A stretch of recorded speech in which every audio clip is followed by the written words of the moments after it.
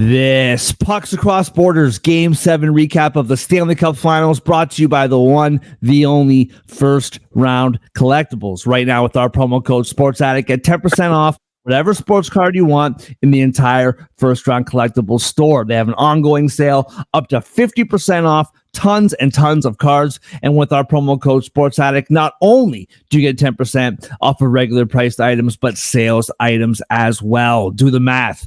20 becomes 30, 30, 40, 40, 50, 50, 60. You get the picture. Head over to firstroundcollectibles.com today. Use promo code SportsAddict for 10% off regular price and sales priced items. Hockey, football, basketball, just in time for baseball season, wrestling, boxing, all that and more at firstroundcollectibles.com. Use promo code SportsAddict for 10% off your order. That's the number one, STRoundcollectibles.com. First Round Collectibles, sports cards for sports fans. Yeah. Let's go. We just gotta go hard. I go the hardest. I bring the pain. Not what you used to. It's all part of the game. Yeah, I just gotta go hard. I just gotta go hard. Go hard. Go hard. Yeah. Oh yeah, the beast back. Adrenaline pumping through my veins. Can't relax. Original. I am not the same as these cats. And welcome to Pucks Across Borders on a beautiful Tuesday morning. Game 7 of the Stanley Cup Finals in the books.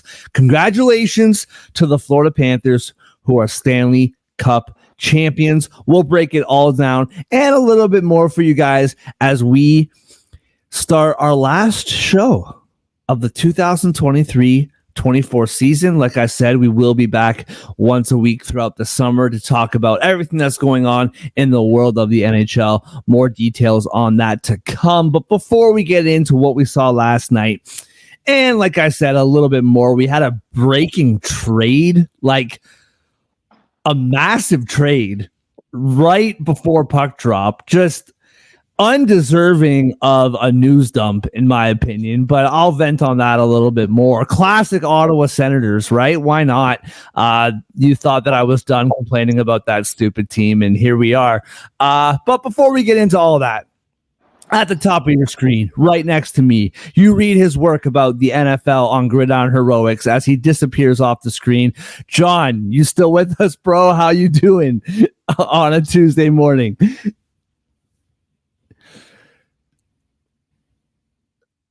All right. At the bottom of your screen, you read his work on Give Me Sport. You read his gambling picks on Winners and Whiners. Andre, how are you doing on a Tuesday morning? I didn't get the memo. I was supposed to disappear on you, so my bad, John. I let you down there. But I'm doing pretty well. I want to give a shout out to Derek Brassard, who retired yesterday. Oh, good call. Former Senator, but more importantly, a former Ranger. Love that guy. Big game player. Just brass, kudos to you. You were part of a great run. So, nothing more news to happen. I felt bad when I saw that break where I was like, I forgot to. When was the last time he played? Like, I didn't even know he was still in the league. I saw that break. I was like, oh, man. I felt bad because the guy's a legend and very good hockey player and went through his challenges. But I felt bad. That's the first thing I thought when I saw that. I'm like, oh, he's still around. Good for him. All right, John, what the frick, man? Are you here now? I'm sorry. What's going on? I'm going to call it a technical interruption. So gotta make sure the space is good for live broadcasts. Sure. It happens once in a while, just terrible timing. My bad. Yeah, pretty bad timing, but how are you, man? It's good to see you on a Tuesday. Yeah, I think that pretty much defines Edmonton right now. Pretty much dropping the puck live. Oh man, I'm a little sad the party's over with the Stanley Cup final, but I feel like we got a memorable series to look back on. Yeah, so let's start with that real quick. I do want to get into the game, of course, and I have a couple other things that I want to throw your guys' way that I haven't prepared you guys for at all, which is fine. You're professionals. We talked about this a little bit pre-show. In my opinion, this series now that Florida has won, it becomes somewhat forgettable. And I don't mean that as disrespectful or anything like that. But I just mean that now the Florida Panthers are the 2024 Stanley Cup champions, and the Edmonton Oilers lost in the 2024 Stanley Cup Finals. Unless you're like a hockey historian and you remember all these little details, like I remember that the Pittsburgh Penguins won 2 Stanley Cups in the mid 2000s. I would have to start thinking pretty hard about who they beat. Right? Like the mid 2010s, sorry. I'd have to think for a while about who they beat. I can't really remember. The St. Louis Blues won in 2019.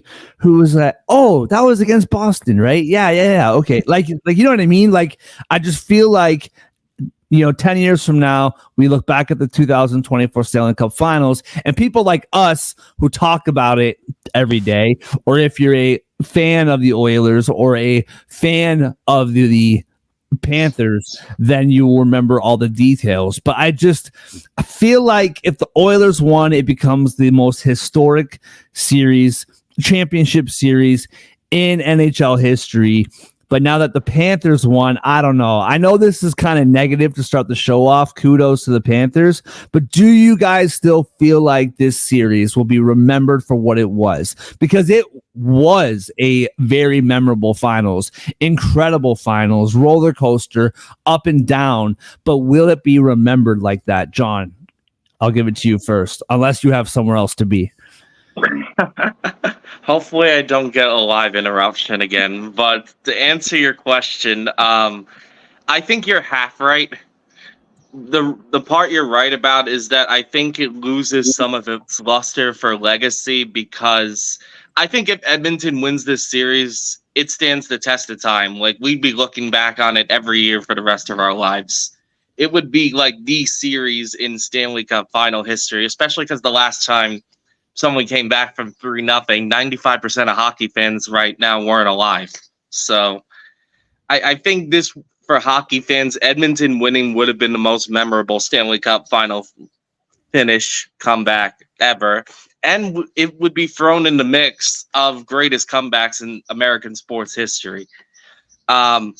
With Florida winning, I don't think this becomes completely forgettable, but I don't think it's the series that stands the test of time anymore. I think it's more like it's still one of the most memorable series.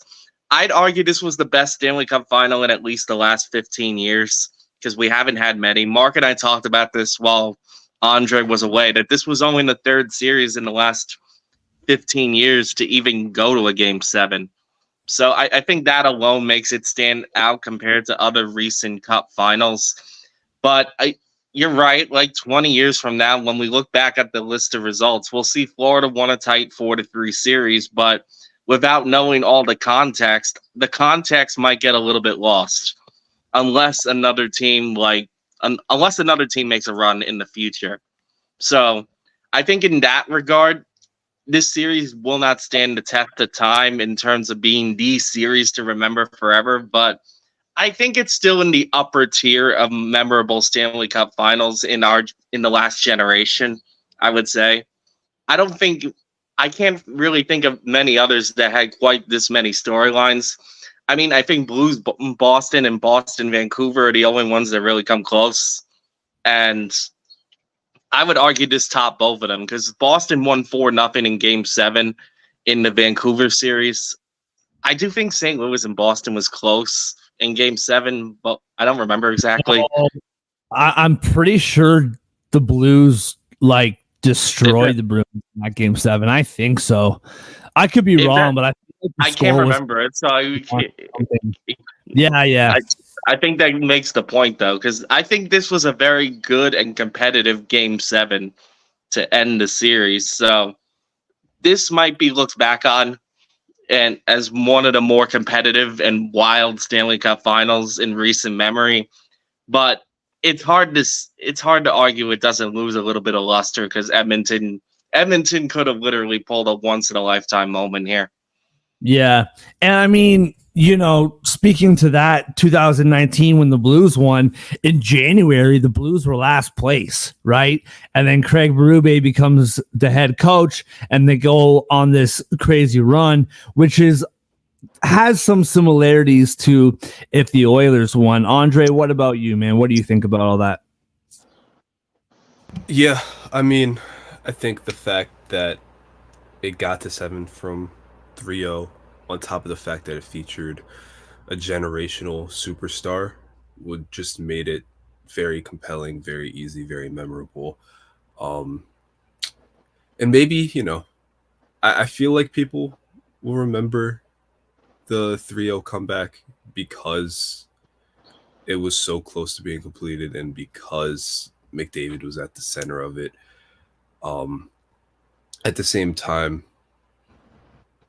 it's because the Panthers won, even though it was their first cup, it's not going to be held the same.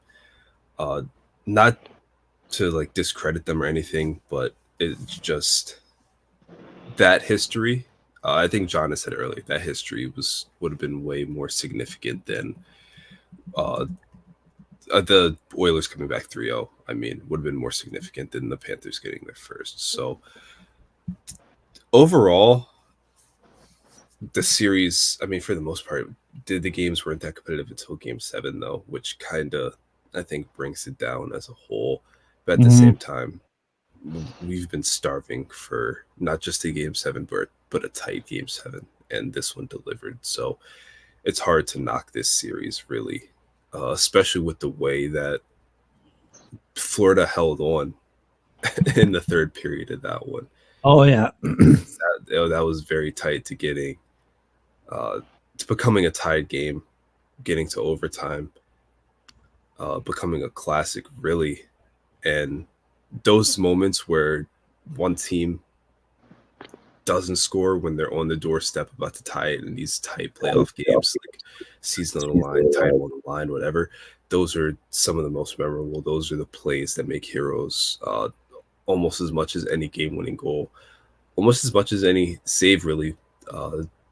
Bob didn't really make the saves as much as the defensemen just dove and got their sticks where they needed to get, and that final stretch was fantastic. So as a whole, good series, entertaining, plenty of storylines.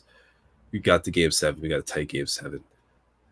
One of the better ones of recent memory, but at the same time, it didn't deliver as the historic, instant classic.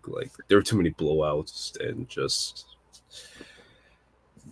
in uncompetitive games to where I feel like it'll stand the test of time. Yeah, I do feel like that because it went 7, that helps a little bit with the blowout factor. Yeah. It did end up going the distance, but you're right though. 5 of the 7 games were won by 2 or more goals, and 5 of the 7 games, the losing team scored 1 or fewer goals. So I definitely agree with you. I just do think that because it did go 7 games, that kind of balances it out a little bit. But let's get into it, man. Last night, Florida Panthers win 2-1.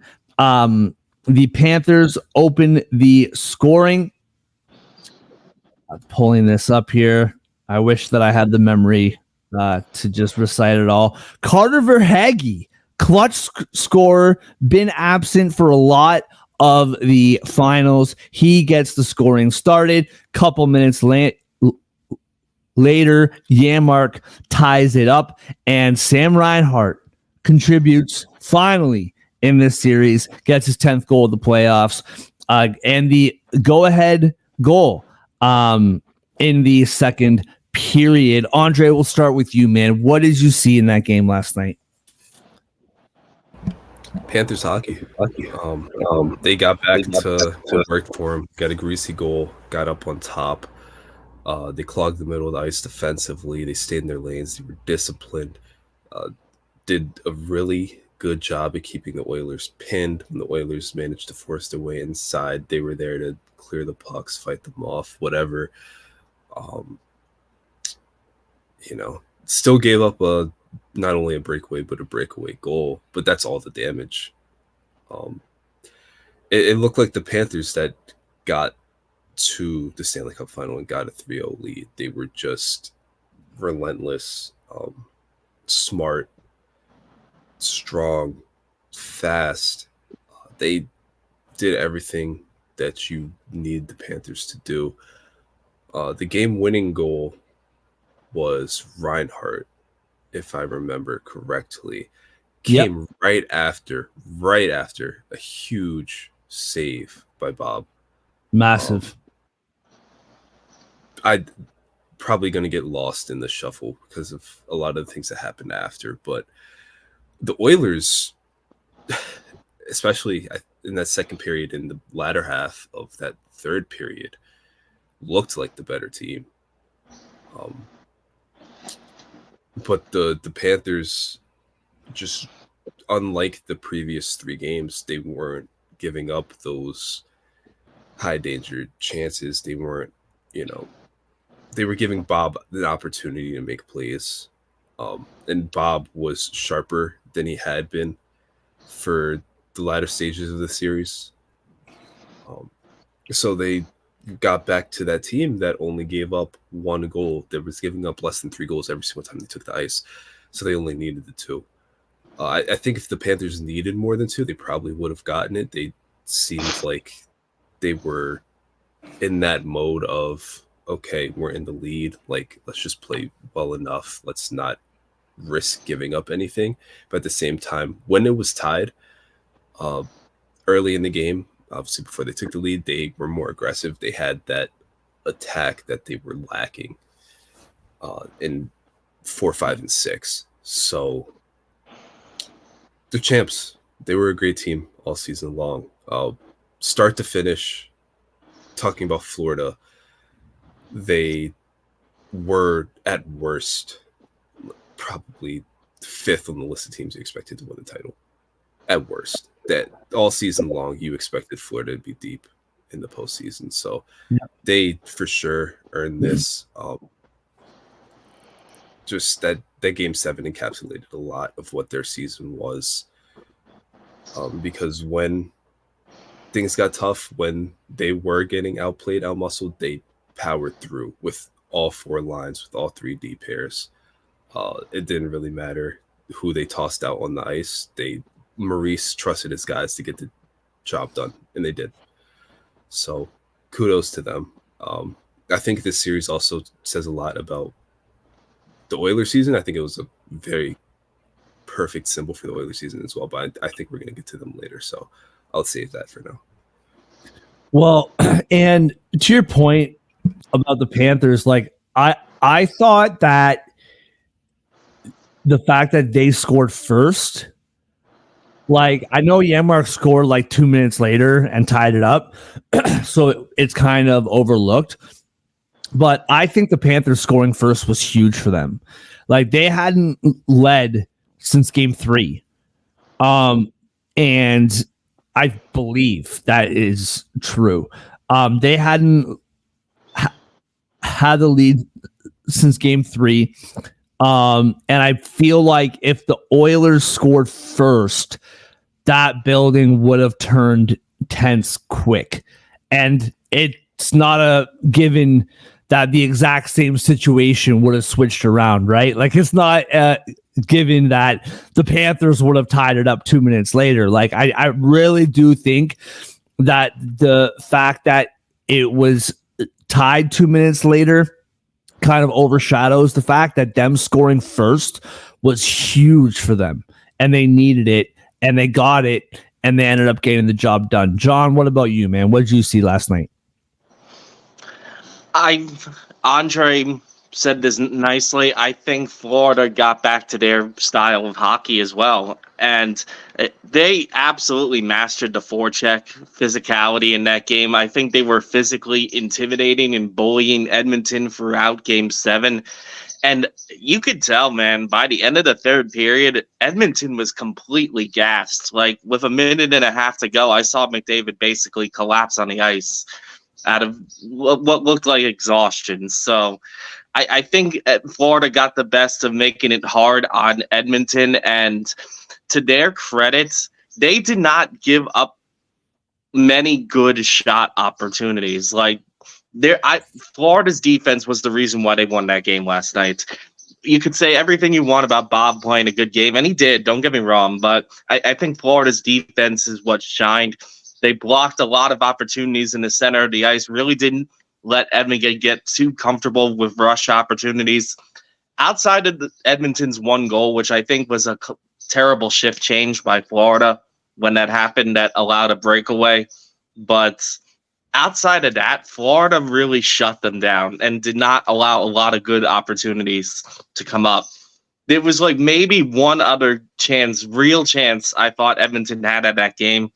And I think this is important to note because I think it sums up the whole game. The third period, with about 7 or 8 minutes to go, McDavid has an opportunity right in front of the net, and he looks like he does what he normally does, like turns people around. Looked like he was able to tap it in on the left side of the net. I got to give it a shout out to Forsling here. He saved that series, and he saved the series, in my opinion. Like, we could probably talk about this a little bit at length, but I think there's a real argument Edmonton goes on to win if they make that goal. But McDavid had it, and Forsling went toe-to-toe with McDavid and won. Got just enough of a stick in there to block it, to make the shot be a little off-center. And Hyman was right there. He was about to shoot as well, and I forget who it was on Florida that ended up stopping Hyman, but he came up big too. So Florida had two huge defensive stops with about 7 or 8 minutes to go, which I think defined the whole game with what they were doing with Edmonton. But that was about the closest I ever saw to Edmonton having a real shot to come back and win. Because part of me thinks Edmonton goes on to win if they make that goal. But one other note I'll have in that game, I think certain star players stepped up for Florida that did not for Edmonton. The two guys I want to give a shout out to are Reinhart and Verhaeghe. Like, those guys were invisible in the 3 losses, particularly Reinhart. So I think the fact that they got, though it's not just Florida scoring early, but the specific players that scored for Florida after they were kind of ice cold since early in the series, I think that also helps because those were 2 guys that needed to step up, in my opinion. And on Edmonton's side of things, I got to call out Draisaitl.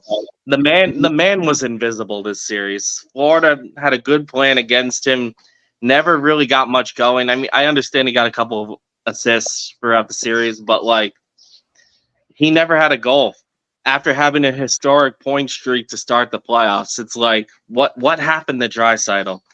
I think that's one key difference that should be noted here.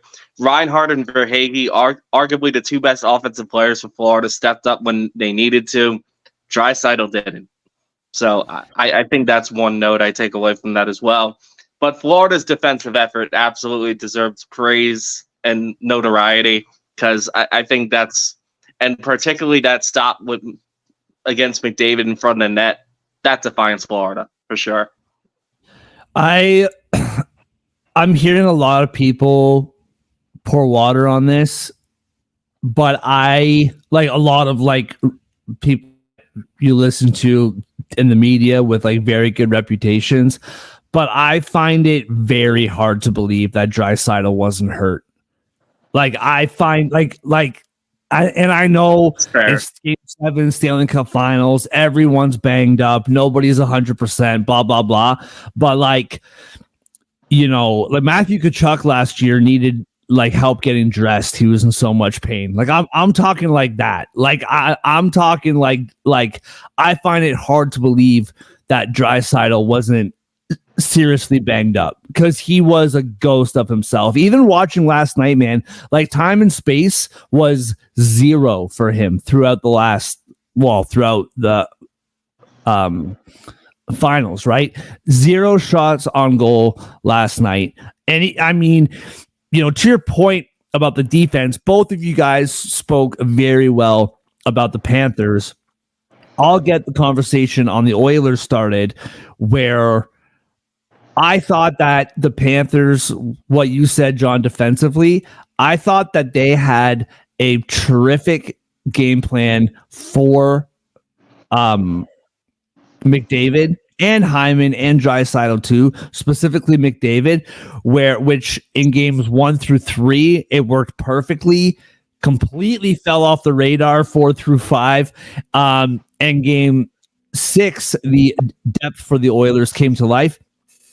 But McDavid had the puck on his stick along the boards that entire third period. He was skating, spinning around, doing his thing, and it just feels like the Panthers were like, bro, do whatever you want. You're not getting to the front of this net. And when you do, like the chance that you spoke about, John, when you do get to the front of the net, every single Florida Panther is just going to fall down and just create complete chaos and stop any chance you have to score a goal. Like, you notice that? Like, when the puck was right in front of the net, I feel like all the Panthers just said, let's just drop dead. Like, whenever it was like an army in front of the net at times. And they were all like on the ground. Like, they were all like on the ice. Like, they weren't just in front of the net stick battles. Like, they just fell down. And I was like, man, like, they just did a terrific job at creating chaos.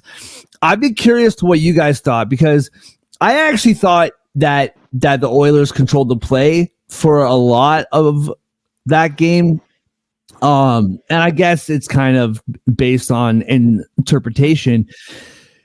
But the one thing that really stood out to me, and I talked to you guys about this pre-show, and I know it's really easy to say, sitting in my chair, doing my thing, it's really easy for me to say. We've talked about this at length, that Coach Knobloch had a terrific Stanley Cup playoffs. He made some super ballsy decisions, some like great moves. I thought he was tremendous in his first coaching experience in the Stanley Cup playoffs. My thought process, though, and I don't know the exact number, I don't know the exact percentage, but I would say 80%, maybe 90% of the goals scored in this Stanley Cup Finals were by players not named McDavid or Hyman. And we know Draisaitl scored no goals too. Like, the depth for the Oilers really, really, really came to life. And if we look through all 4 series, I would have to think that the amount of production by the depth players was by far the highest in the Stanley Cup Finals. That's just from watching. I haven't done some deep dive, but just from watching the series, I thought like every day it was Fogle or McLeod or Holloway or your boy John Henrique. Don't cry when I mention Henrique's name. I know it gets you emotional. I just felt like the depth for the Oilers was so key in this whole finals. And when it came down to it, down by 1 goal, they never saw the ice. And I don't know. I get it. You have McDavid. I get it. You have Draisaitl and Hyman. But I just felt like when you look at the time on ice in this Game 7, McDavid just below 26 minutes. Hyman, just below 25 minutes. Draisaitl, 22 and a half minutes. Nugent Hopkins, 21 minutes exactly. The next closest in ice time, or like the next highest in playing time, was Fogle with 13 minutes and 50 seconds. And I feel like that was a mistake. And I know it's really easy, like I said, for me to say that. And when you have Connor McDavid, but like you said, John, by the end of that third period, those guys were done. Like, they were gassed. Imagine if they tied it up and then went to overtime. Like, I just felt like those guys were scoring. Fogle, Janmark. I mean, Janmark scored the only goal of the game. Like, I just feel like the depth for Oilers was way better in the finals than for the entirety of the playoffs, and they deserved more ice time in game 3. And as I was, or in game 7, sorry, and as I was watching, I kept thinking, Bouchard and Ekholm did not leave the ice at all. And I looked at the time after. Bouchard played just under 28 minutes, and they only had one power play. And Ekholm played 26 minutes. Now, the defense is a little bit different because after those two guys, it drops off significantly, right? CC, Nurse, Kulak, Broberg. But I don't know. I just felt like the depth players for the Oilers deserved more time in that third period. John, you were about to say something. Yeah, I'm glad you brought up the game tying opportunity there, because this is what made me hesitant to say like Edmonton 100% goes on to win, because I did notice how exhausted they were. But I do wonder if McDavid gets that goal there, does Edmonton let their depth guys play a little more and play for overtime? Because then they get 20 minutes in the locker room for their big boys like McDavid, Bouchard, Hyman to rest up a little bit and step up. I think that's another layer of this where I think your point is both correct, and also that the way it played out, I feel like it put Knobloch in more of a corner, because it does feel like Edmonton got a little more desperate in the last 5 minutes for sure. So I did think Edmonton had a real shot to go on to win, because I don't fully agree with Andre in that Florida scores another goal in this game. But my thing is, how much energy did Edmonton would have had left if they tied the game? That's a real what if scenario. Yeah, and I mean, listen, you score in the last few minutes of game 7, your adrenaline just takes over. I feel like that probably would have given them the boost that they needed to kind of get their energy levels back up.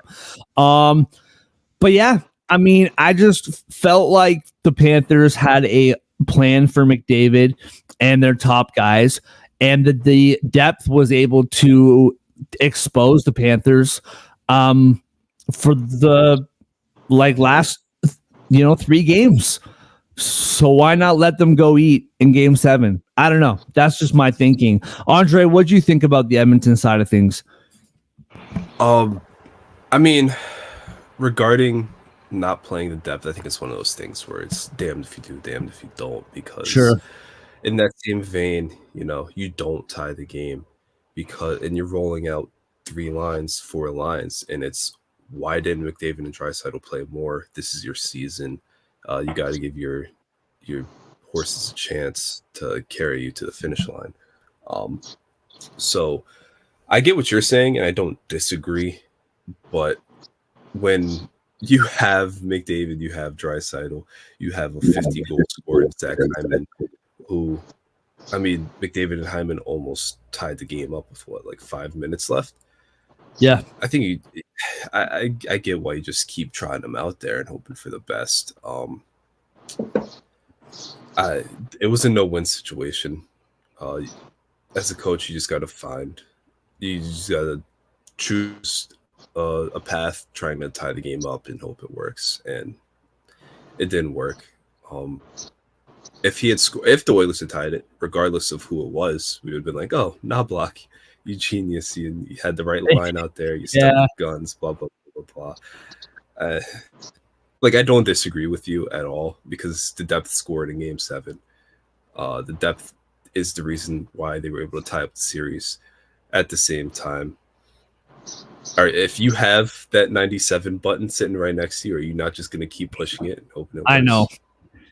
Yeah, I know. So it's one of those things.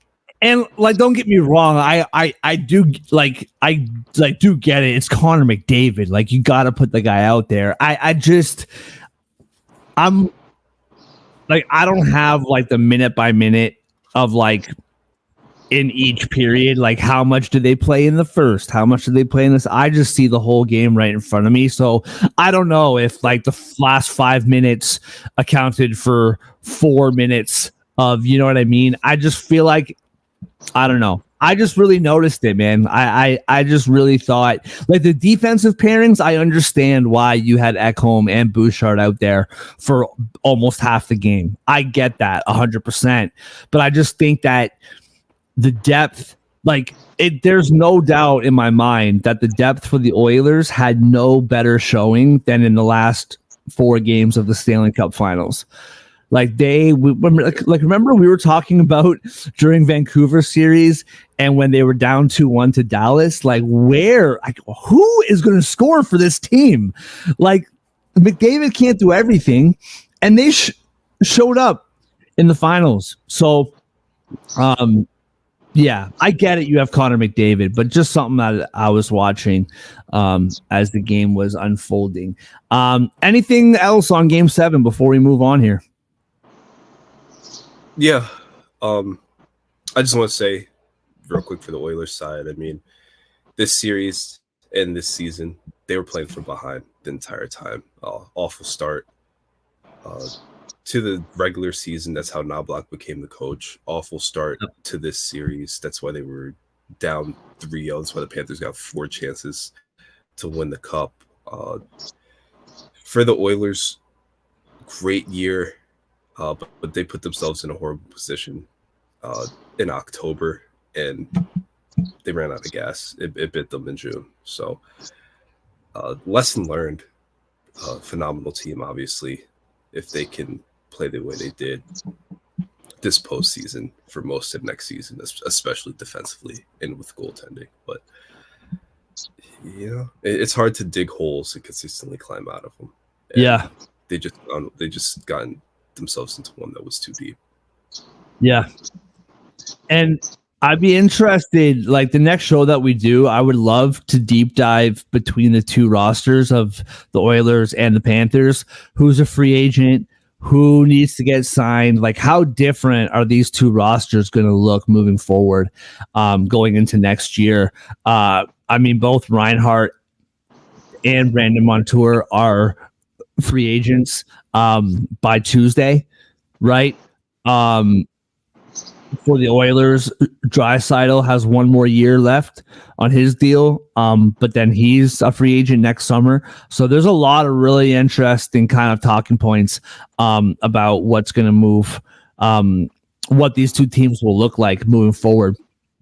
Before we wrap up the show, our last show of the 2023-24 season, like I said, we'll be doing 1 show a week throughout the summer. I want to ask you guys something.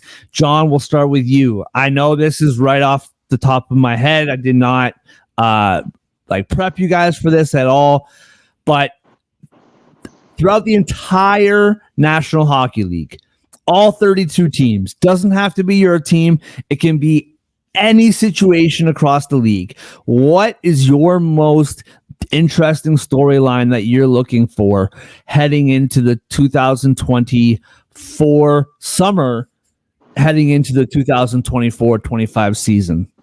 What's one storyline that you're fascinated by? Oh man, this is a really good question, honestly. I think I think I'm gonna go to both the both the conference finals losers in the Dallas Stars and the New York Rangers. I think they're both. I think they're both teams that are kind of right there, but the window's starting to close a little bit, in my opinion, for both. So I think that's gonna be an intriguing storyline for me because of the final four teams, the only one I'm really confident will be back in the mix is Edmonton. Even Florida, I'm not 100% sure we'll get another chance like this again.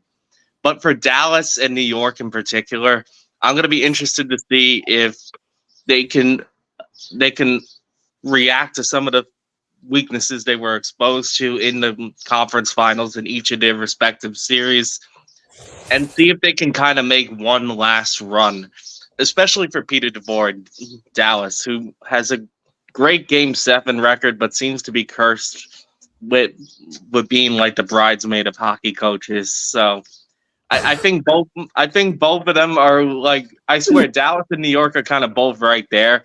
I want to see if either one can have one last run in them. And to your point, I think both of those two teams could have won their series. Like, I do think that the Panthers and the Panthers deserve to win, but I felt like the Stars and the Rangers didn't play up to their potential in the back half of both those series. Andre, what about you, man? What's one storyline throughout the summer that you're the most interested in? Yeah, a lot of very interesting teams moving forward in both conferences. You can look at the Penguins and the Capitals as they age. You can look at the Devils and their new additions. You can look at the Flyers and everything they went through this year. A team, though, that really interests me is the Chicago Blackhawks, though. I don't know. They have a ton of cap space. They have to meet the salary floor for starters. They have to spend a certain amount of money, have a ton of cap space. But Bedard looked good. Clearly, you can build around them. They have a high draft pick. I'm very interested to see what they do, because if they make the right moves, I think they could be a playoff team, a wild card team as soon as next year. Really interesting. Okay. They would have to knock it out the park. I mean, it's probably not going to happen, but I think talking 2 or 3 years from now, and it'll probably begin with good moves this offseason, the Blackhawks will be what they were essentially 10 years ago, which is consistently not only in the playoffs, but making deep runs and threatening to win the West and win it all. So very interested to see what they do with their money and how they build around Bedard and Kurashev and what they have going on right now. So I'll throw this out to you guys. Am I allowed to pick my own team here? Am I allowed? Why not? Hey, Mitch Marner's always interesting, man. Yeah, because I got 2 storylines that I'm really, really curious about. One of them is more so at the start of next season, and the one that I'm going to pick, thanks to you gentlemen giving me the go-ahead, is for the summer. The Toronto Maple Leafs, man. Like, I don't know how much news this is getting around the rest of the league in Toronto. Like, I'll tell you something, in the Stanley Cup Finals, I bet you that local radio, specifically the shows that I listen to every single day here, started the show with the Toronto Maple Leafs, like probably 70% of the Stanley Cup Finals shows, like, still talking about the Leafs, what they're going to do heading into next year. There's been talk here for the last 5 years. You got to blow up the core four, and here we are again. Mitch Marner is going into the last year of his deal, and so he has been named the chosen one as the guy that they have to move. Had a very disappointing first round in the playoffs this year. There's rumors going around right now that a deal to Utah is like all but done, but nobody extremely reputable is saying it. Just people who are like mediocrely reputable are saying it. So we'll see what happens there. Like new coach Craig Berube. What is this team a few moves away in the summer to finally win more than one round, or even win a round? But I'm talking deep run. I'm really that I can't help myself. Like I'm so curious to see what they're gonna do if they trade Mitch Marner. Mitch Marner takes up $11 million in the salary cap. You just sign Joseph Wall to an extension, giving him I think $3.5 million per year. So it's really, really curious what they're going to do here. What are they going to do on the back end? Like you can't just keep trotting out this like defensive core. What are you going to do there? I'm of the personal opinion that we might see nothing change and them just ride out next summer or like next year and let Mitch Marner walk, let John Tavares walk, and then you have $22 million of cap space to play with, and you can kind of have a little miniature fresh start. So we'll see what happens. I'm really, really curious about the Leafs. The other little honorable mention that I just want to throw out here, since I talk the most and I can just do whatever I want, is the San Jose Sharks. I am really fascinated by this team. Will Smith, the rookie, is going to be on the roster next year. You have Celebrini, who will no doubtedly be drafted by this team. Is it tomorrow night or Thursday night? The draft is like in a day or two. No, it's soon. Whatever it is. Friday. Okay, Friday. So there you go. You just hired a coach that I've never even heard of in my life. And last year was like one of the worst regular seasons in the league's history. So I'm fascinated to see what that team's going to do. Like you're talking about Chicago. I'm curious to see like when we get a Wednesday night in February or in November and it's San Jose versus Anaheim, are we going to want to watch? I'm really curious what happens there. But anyway, John and Andre, great job this season. This has been really fun. Meeting you guys at the beginning of the season and getting to do this show has been a lot of fun. It's been a long season. Every single day we have been hustling and we get a little break. We're dying down. This has been an excellent road. Great job throughout the playoffs. To everybody who not only watching today, but watching throughout the season, watching throughout the playoffs, whether you're watching live or later in the day, we really do appreciate you. Stick with us. One show a week throughout the summer, and we'll be back to our daily grind next season. Have a great summer, everybody. Baseball, golf, home run parlays that will never hit. There's so much to look forward to as the summer goes on. Have a great summer. See you guys soon.